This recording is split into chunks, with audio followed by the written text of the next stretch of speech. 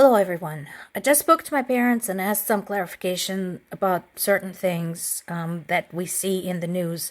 Since, sort of on this side of the pond, we often get news with some delay and also not necessarily showing the full picture. So let's dive right in.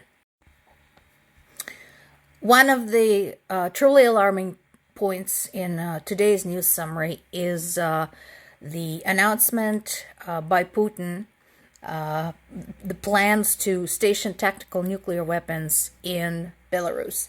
As you recall, Belarus, or at least the Belarusian government, heavily supports Russia's invasion in Ukraine and had threatened to allow Russian troops to gather there and possibly deliver a strike towards Ukraine from the north.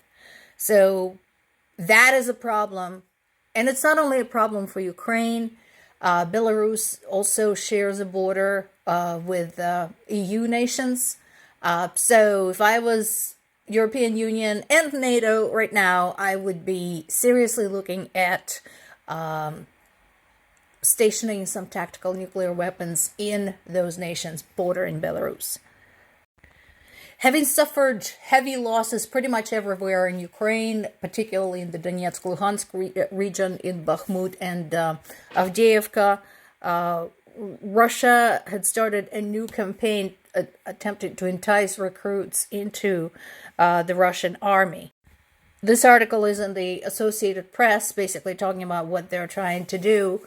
There is also some chatter about potentially more soldiers being trained beyond the Ural Mountains, so on the Siberian side of Russia, and I will continue watching that story. Interestingly, this campaign, this recruitment campaign, happens to overlap with yet another exodus of Russian citizens from Russia as they run to obtain passports in the Baltic states and some of the Central Asian states.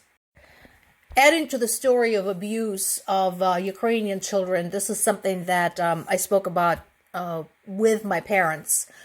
So the town of Melitopol is in the Zaporizhia region, and it is on the side of the region that is occupied by Russian. The authorities there have opened a bunch of Russian schools. They closed everything that is Ukrainian language, Ukrainian speaking.